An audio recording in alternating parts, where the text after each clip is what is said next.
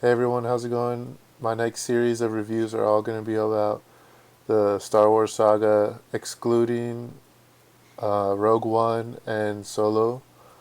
Um, I'm doing this in preparation for the drop of The Rise of Skywalker on Disney Plus on May the 4th. So you're going to be hit with a bunch of Star Wars reviews.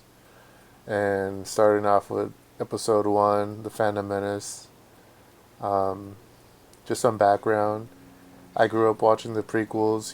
I think I watched The Phantom Menace the most as a child because we had that one on VHS. And I just remember watching this all the time. And I just recently rewatched it.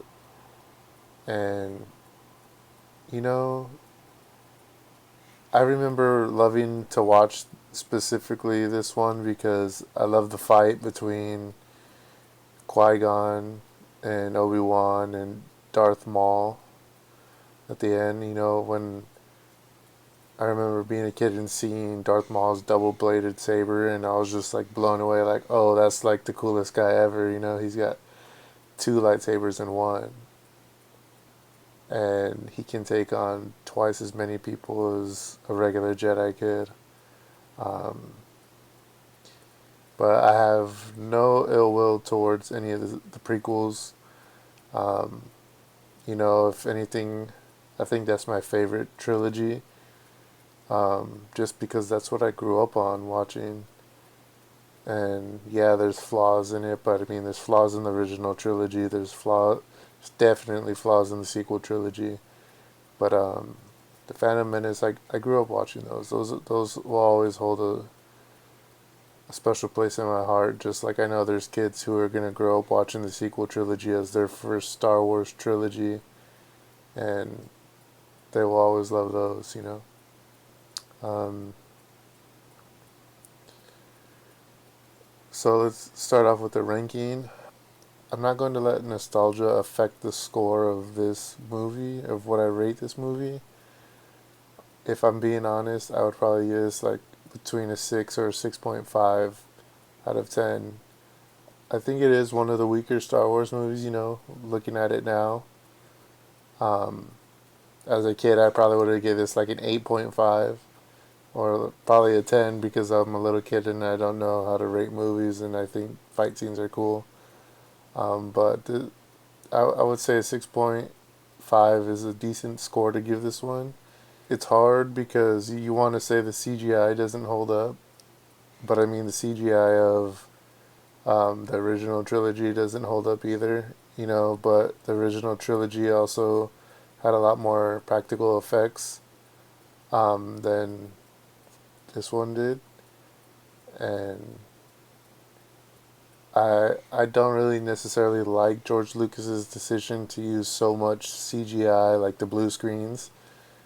I feel like that takes away and it makes it look really cartoony. So, when you're a kid, you don't really pay attention to all that.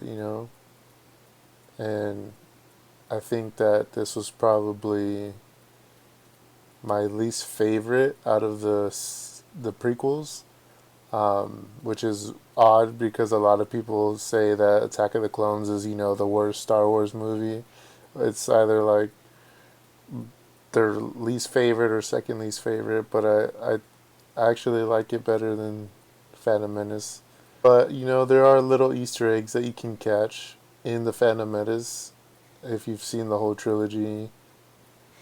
There's the part where Palpatine tells Anakin towards the end of the movie where he touches him on the shoulder, I believe, and he goes, "Oh, we'll be watching your career very closely," or something along the lines of that. And it's like for fans who've seen the whole trilogy, you're just like, "Oh yeah, like you will be because of what happens later on." I actually am a fan of the pod racing scene. I know many people are not. I feel like that gives it a different look at Star Wars because we're so used to, if you compare it to the original trilogy, this is something completely different from that.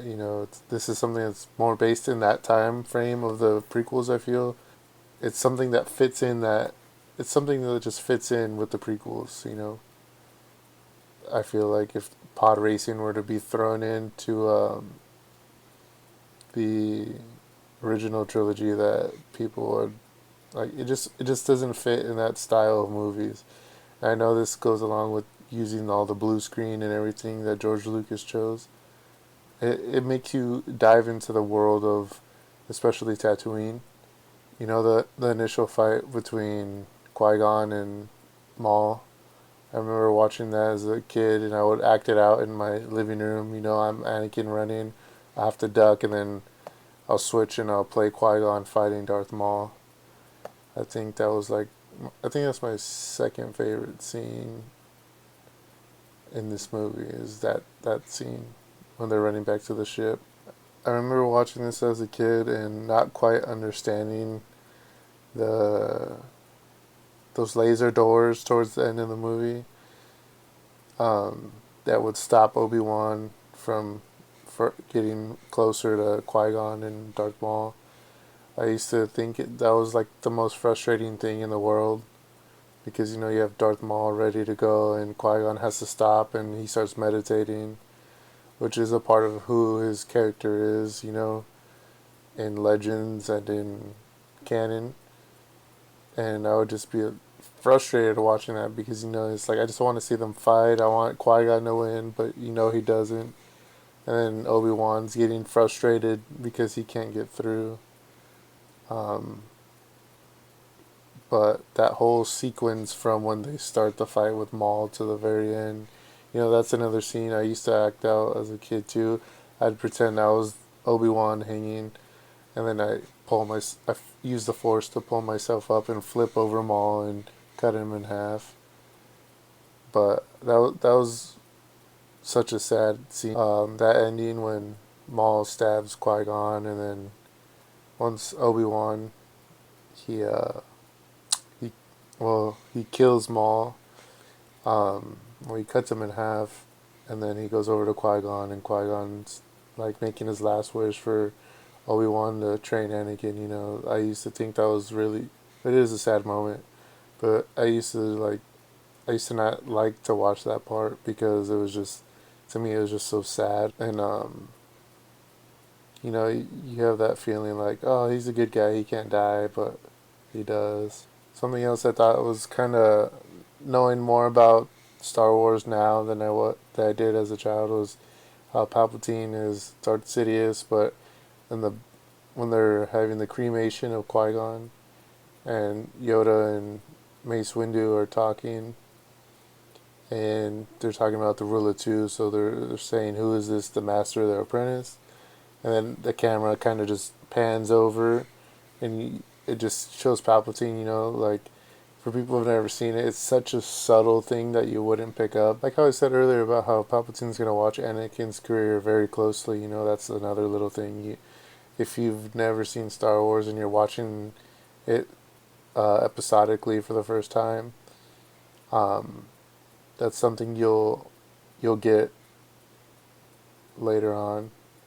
I just think it's very funny. Like all these little Easter eggs. Well, that was my review for Star Wars Episode 1, The Phantom Menace. Coming up next, we got Episode 2, Attack of the Clones. And after that, we'll keep them coming.